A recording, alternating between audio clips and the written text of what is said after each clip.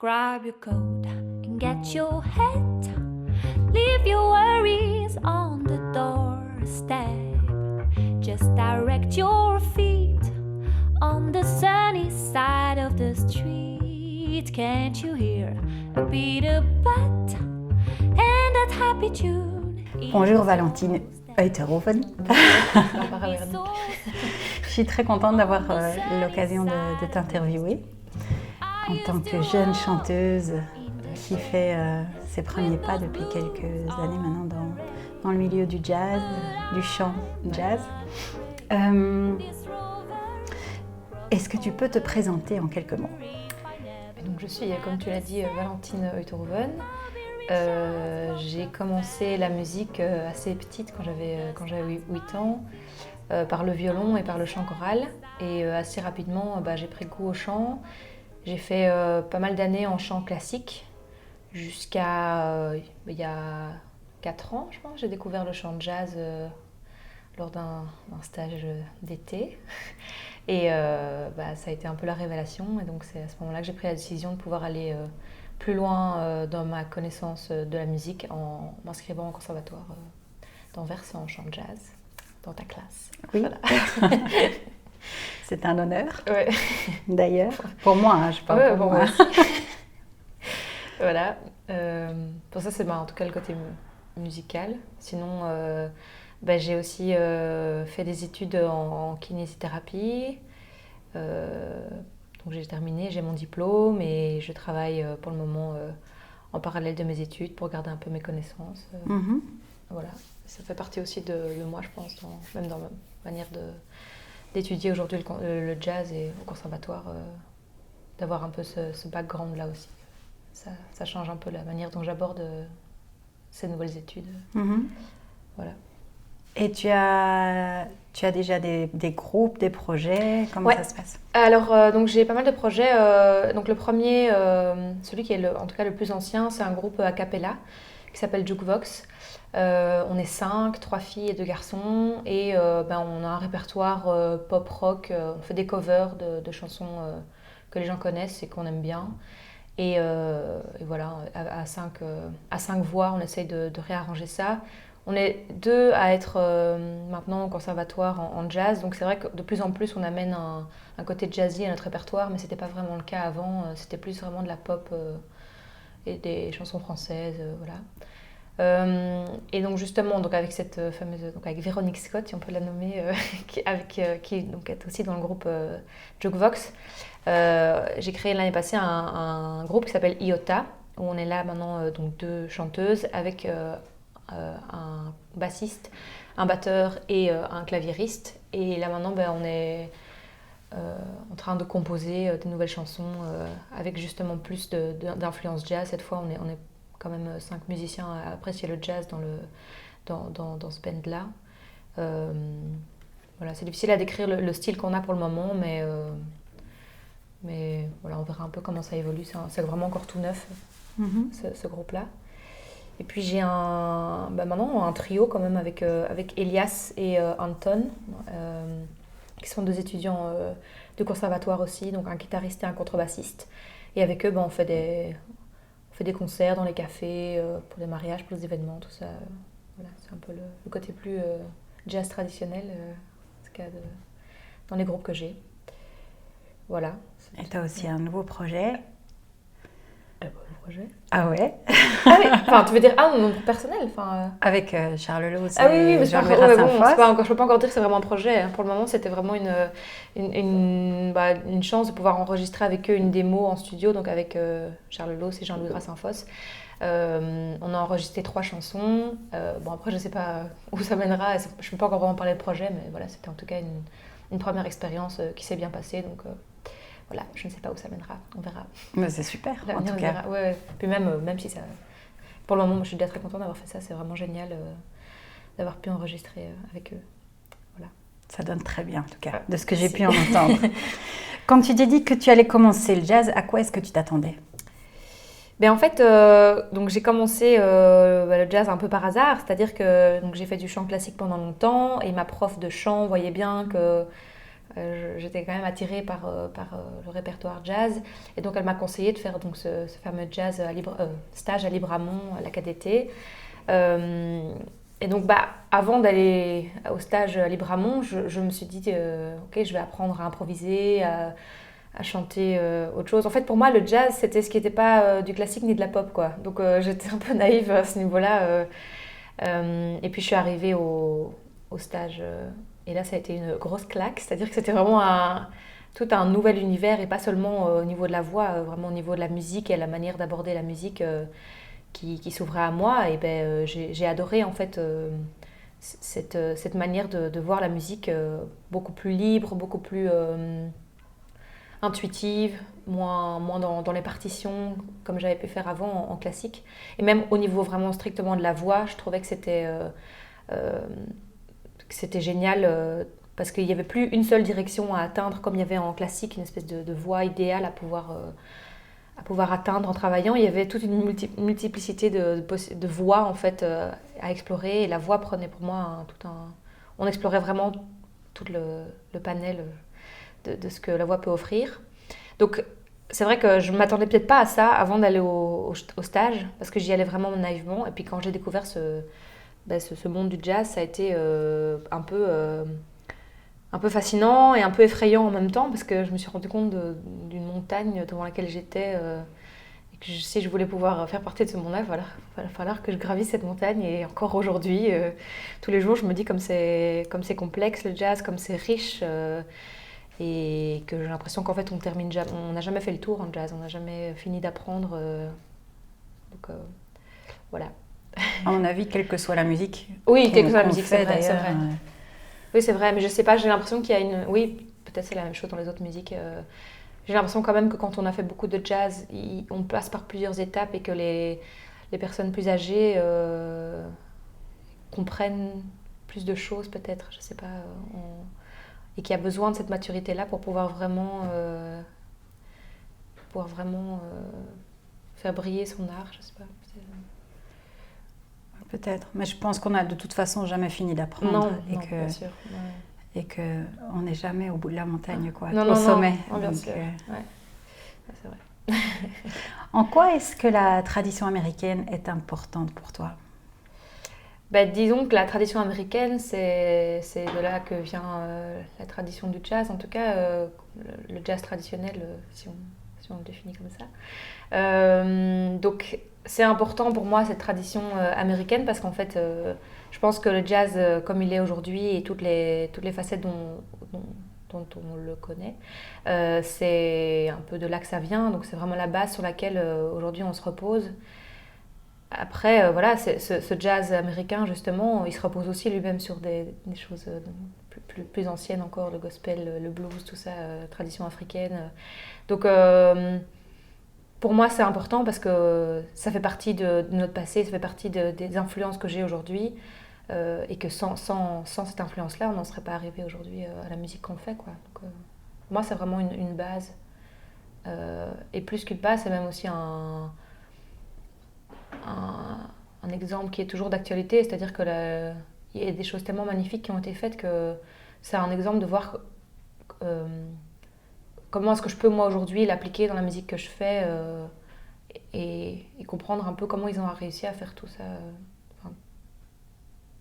comment ils ont réussi à aller aussi loin dans la création d'un nouveau genre musical. Mm-hmm. Ouais. Comment perçois-tu la modernité en tant que jeune chanteuse ? Ça, c'est une très, très, très bonne question. Je pense qu'il n'y a pas de réponse définitive. C'est-à-dire que pour moi, en fait, j'ai plusieurs avis sur la question. La modernité, ça peut être simplement de sortir de la musique aujourd'hui et que, étant donné le contexte actuel, étant donné le fait que j'entends la musique tous les jours, qui m'influence et qui n'est pas la même que ce qu'il y avait dans les années 50, d'une certaine manière, inconsciemment, c'est certainement moderne puisque j'utilise des sons, j'utilise des instruments, des micros qui sont de mon époque actuelle. Après, on peut voir la modernité aussi comme plus un exercice de vouloir essayer d'aller plus loin que ce que la tradition a apporté. Ouais, pour moi, vraiment, être moderne, c'est vraiment essayer d'aller, de dépasser de dépasser les limites. Mais à nouveau, en fait, pour pouvoir être moderne, je pense qu'il faut pouvoir se baser sur une tradition au départ, parce qu'on ne peut pas prétendre inventer un nouveau genre comme ça à toute pièce. Enfin, c'est comme en science, hein, on peut pas, toutes les nouvelles inventions, elles se basent d'abord sur ce qui a été fait avant, sur des recherches antérieures d'autres scientifiques. Et pour moi, je vois ça un peu comme ça aussi avec la musique, c'est-à-dire qu'il y a une tradition qui était...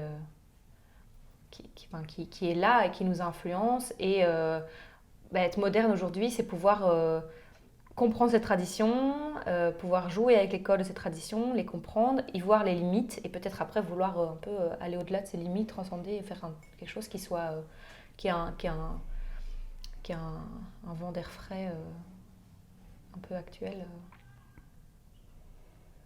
Ouais. C'est vrai que c'est difficile, hein, comme question, la modernité.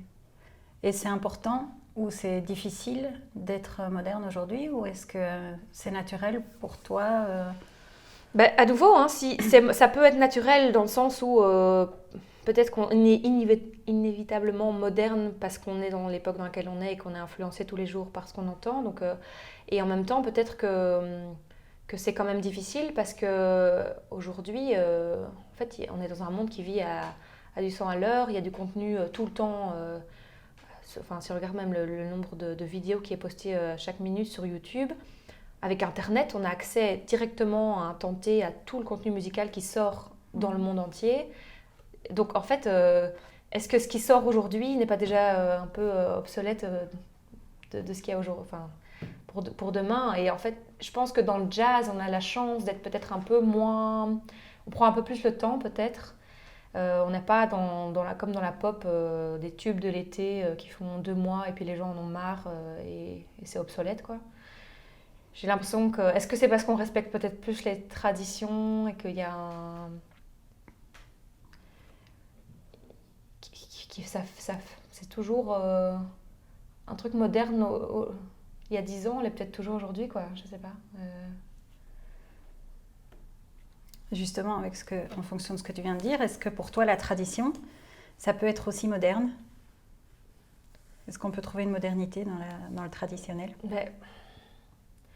Oui, parce que en même temps, quand je vois par exemple Jazz Mayhorn qui a sorti récemment un album, je pense que c'est What It Say, c'est le nom de son album, je sais plus le nom.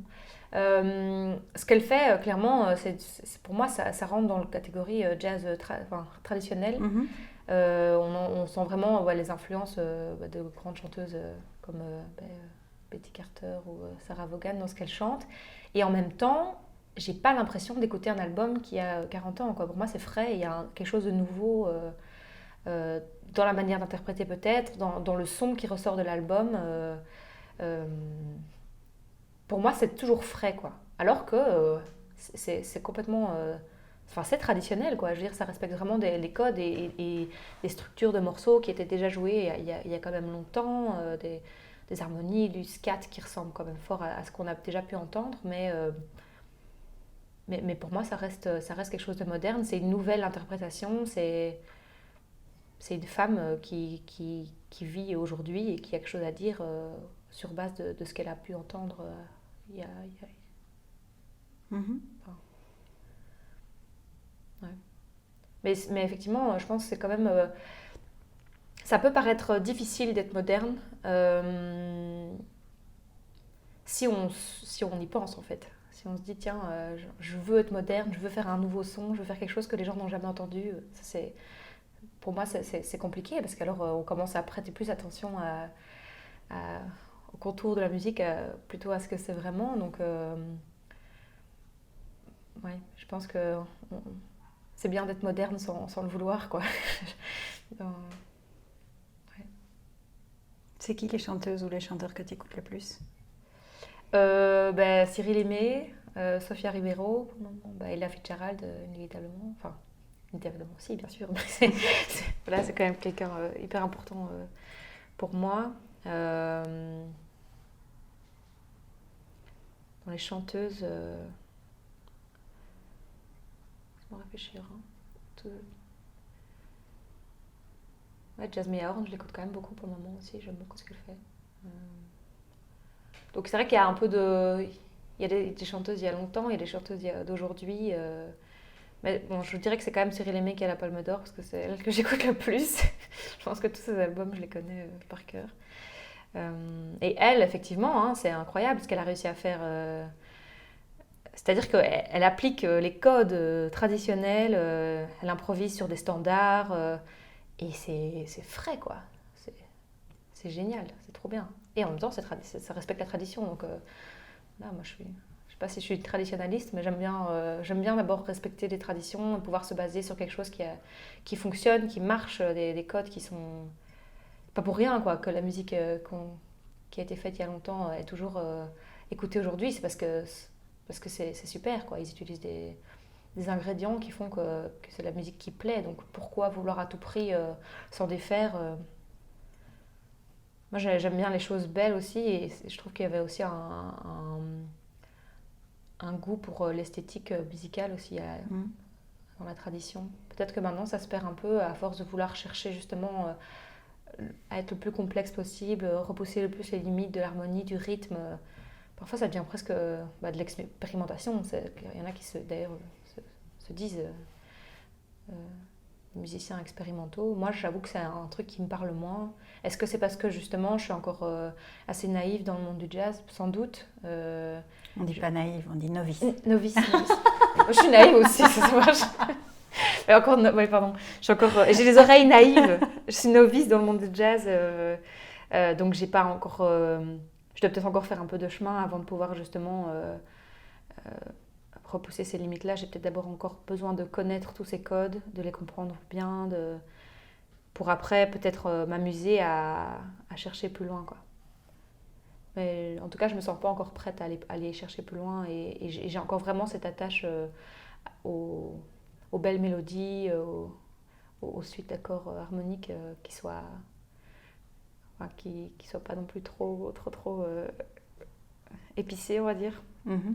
Enfin, si, c'est toujours bien, je veux pas que ce soit trop simple non plus, et il y a des choses qui me plaisent beaucoup, mais j'aime bien quand même des choses qui restent un peu dans le traditionnel, hein, je pense. Mm-hmm. Et tu citais dans les chanteuses, tu citais certaines chanteuses d'Europe. Mm-hmm. Qu'est-ce que tu peux dire à propos du jazz émanant d'Europe? Est-ce que tu connais un petit peu C'est vrai que moi, quand je pense au jazz européen, directement, comme je suis chanteuse, c'est plus des chanteuses qui me viennent en tête, justement comme Sofia Ribeiro, comme Faye Klassen, comme Christelle Gauthier, comme toi. Enfin, Bon, après, évidemment, je suis belge, donc j'ai aussi beaucoup de groupes actuels belges que je connais comme Stuff, Glass Museum, Urbex ou des choses comme ça. Enfin, c'est pour moi un peu les nouvelles vagues peut-être de jazz. Et ouais, c'est à ça que je pense en tout cas quand je pense au jazz européen. C'est un jazz qui peut-être se repose sur plus d'influence aussi. Bon, surtout en Belgique, on est vraiment en plus au centre de l'Europe, mais j'ai vraiment l'impression que c'est un endroit où on est influencé par de la musique du Moyen-Orient, la musique balkanique, voilà, Portugal, Espagne. Il y a vraiment un énorme mélange, et c'est ça qui est riche aussi. Et aujourd'hui, en tout cas, les groupes de jazz qui me plaisent et qui me parlent sont des groupes de jazz qui justement tirent leur influence de plusieurs genres musicaux aussi, quoi, qui est sur voilà, du rock progressif, du hip-hop, de la funk, enfin du funk, pardon. Ça, c'est des choses, et du classique aussi, ça j'aime bien, justement, Glass Museum. Ça, c'est aussi un truc qui me parle, quoi. C'est-à-dire qu'on garde des idées et une ouverture d'esprit comme le jazz le veut et l'enseigne, mais ne pas rester strictement dans les codes du jazz et pouvoir s'ouvrir à d'autres genres musicaux. Moi, c'est vrai que ça me plaît bien en tout cas, et je trouve que peut-être en Europe on a plus cette ouverture là parce qu'on est confronté à un mélange de cultures assez important, quoi. Ouais, tout à fait. On a parlé de modernité, on a parlé de tradition. Est-ce que tu trouves que le jazz c'était mieux avant? Mais non, que non. Non, parce que en fait pour moi justement c'est la définition même de ne pas aimer le jazz, de préférer ce qui était avant. Pour moi, le jazz, justement, c'est de pouvoir chercher, explorer avec son époque, avec ce qu'il y a autour de nous, aller chercher des nouvelles idées, des nouvelles sonorités, pouvoir mixer les genres. C'est génial parce qu'aujourd'hui, on peut faire plein de choses, quoi. On peut se reposer sur ce qu'il y avait avant, sur la tradition, faire des choses beaucoup plus classiques et faire des choses complètement nouvelles. Donc, non, moi, je trouve qu'on est dans une chouette époque. Ça bouge bien, je trouve. Et justement, dans le jazz aussi, j'ai l'impression qu'il y a vraiment, pour le moment, un nouveau souffle. Il y a un intérêt qui est grandissant pour les gens, pour le jazz. Il y a quand même pas mal d'endroits où c'est programmé maintenant. Bah, aussi, ça s'enseigne maintenant le jazz, alors qu'avant, il fallait passer par le classique et après faire son petit chemin en jazz et apprendre soi-même. Aujourd'hui, il y a quand même des écoles, donc ça veut dire qu'il y a des musiciens qui sont formés à ça dès le début de leur carrière et ça ouvre de nouvelles perspectives, évidemment. Non, moi je pense pas qu'il faut dire que c'était mieux avant, pas du tout. C'est mieux, ce sera encore mieux demain. Chouette réponse. Est-ce que tu as une idée de comment c'était la vie des chanteurs au milieu du XXe siècle, si on fait un bond en arrière? Ben, pour moi, c'était pas Jojo. Hein. Si on voit Billie Holiday, déjà, elle était dans un contexte politique qui fait que voilà, le racisme était partout à cette époque-là.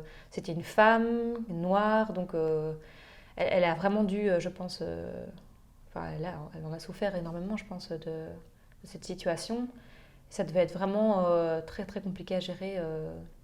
Le fait d'être acclamé le soir et puis en sortant de scène de devoir rentrer dans un endroit où seulement les noirs étaient acceptés, quoi. Bon, il n'y a pas que des chanteuses noires, mais moi en tout cas j'aurais pas voulu vivre à cette époque-là. Je crois que c'était beaucoup plus limité en fait.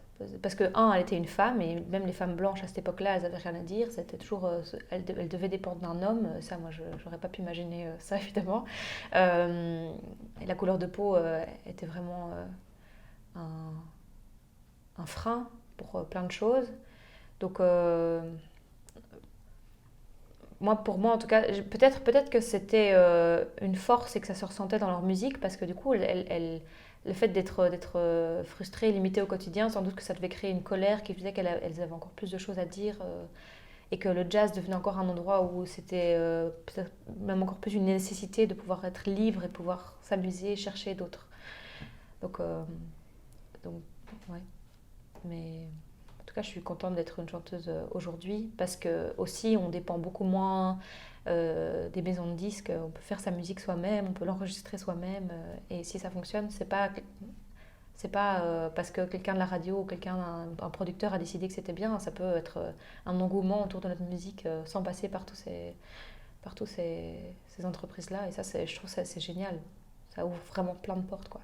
Après, c'est aussi un des avantages parce que c'est du coup compliqué de sortir du lot et de pouvoir faire écouter sa musique parce que la musique, il y en a partout tout le temps, à n'importe quel... Enfin, c'est super accessible. Donc c'est compliqué, mais voilà. Je dévie un peu la question. Hein, mais... Non, parce que tu m'ôtes les mots de la bouche. J'allais te poser justement, et est-ce qu'à ton sens, c'est facile d'être un chanteur aujourd'hui? C'est facile parce qu'on a un accès à l'enseignement, on a un accès avec Internet, je veux dire, aujourd'hui, quiconque peut devenir expert dans une matière sans passer par une école, sans passer par un... Bon, évidemment, dans la musique, c'est plus compliqué parce qu'il y a quand même beaucoup de pratiques et faire ça tout seul chez soi, ça me paraît un peu compliqué.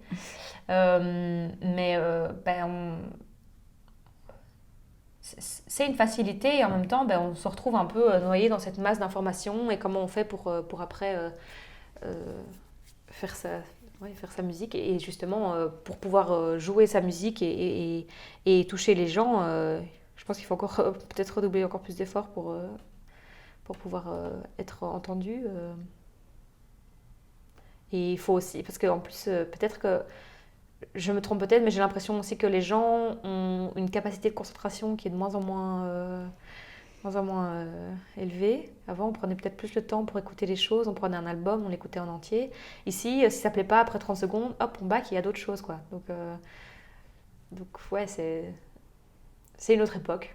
Il faut réinventer ses codes, retrouver d'autres manières de pouvoir communiquer, partager sa musique. Et puis, Et surtout, voilà, être content de ce qu'on fait et de la musique qu'on crée, quoi. Que ce soit pas le but en soi, ne pas d'être écouté par le plus de monde et de plaire à le plus de monde, c'est vraiment de pouvoir y trouver son compte, quoi. Donc, voilà. Et est-ce que tu as... qu'est-ce qui t'inspire aujourd'hui dans la musique ou dans le jazz ou dans la vie? Ce qui m'inspire dans la Oui. vie, c'est les émotions. C'est quelqu'un qui me raconte une histoire, qui me fait voyager, qui m'emmène avec lui, quoi. Ça, c'est, je pense, le plus important pour moi. Et l'honnêteté, en fait. Ça, c'est un truc qui parfois... que même moi, j'ai parfois du mal à avoir quand on apprend des nouvelles choses, comme en jazz au conservatoire, quand je dois faire des exercices, essayer de sortir de ma zone de confort, devoir faire des improvisations, tout ça. C'est difficile de rester honnête parce qu'on se force en fait à rentrer dans un style, à rentrer dans les codes. Mais je pense que bon, après c'est un passage obligé pour pouvoir après s'affranchir de tout ça. Mais donc dans les chanteurs confirmés que j'écoute, c'est vrai que c'est un truc qui me touche, quoi. Quand quelqu'un me... Ou même dans la musique, hein, quand on me raconte une histoire et que je sens que c'est vrai et que c'est honnête.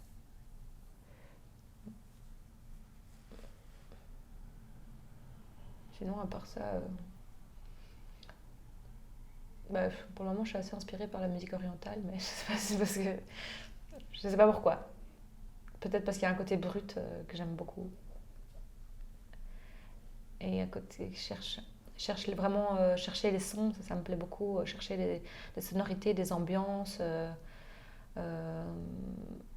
plus que de faire une démonstration de technique ou de génie intellectuel ou musical. Parfois, c'est des choses les plus simples qui me parlent le plus, quoi.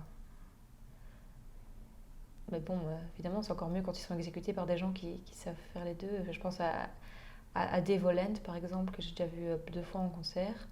En fait, ce mec peut tout jouer, je pense. Et une fois qu'il fait des improvisations, là, je l'avais justement vu avec Anwar Brahim,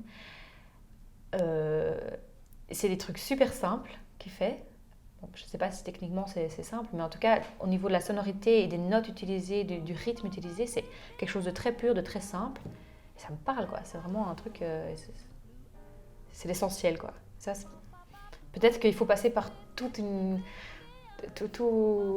la technique, toutes les fioritures que le jazz peut être pour après pouvoir arriver à l'essentiel. Peut-être que ça, c'est pour moi l'apogée du truc, quoi. Comme Miles Davis qui choisissait une note et qui l'a gardée pendant super longtemps. Et c'est celle-là, quoi. Donc, ça m'inspire aussi, quoi. Quand on arrive à utiliser le moins de notes possible, mais arriver à faire voyager avec ça et à faire de la musique qui soit pure, qui soit vraie, quoi. Merci. De rien. Non, je suis pendue à tes lèvres. Je trouve que ouais. tout ce que tu dis est vraiment super vrai, justement, Ouais. super honnête. Ouais, et c'est très, très chouette, vraiment. Allez, Merci beaucoup. Avec plaisir. Have a scent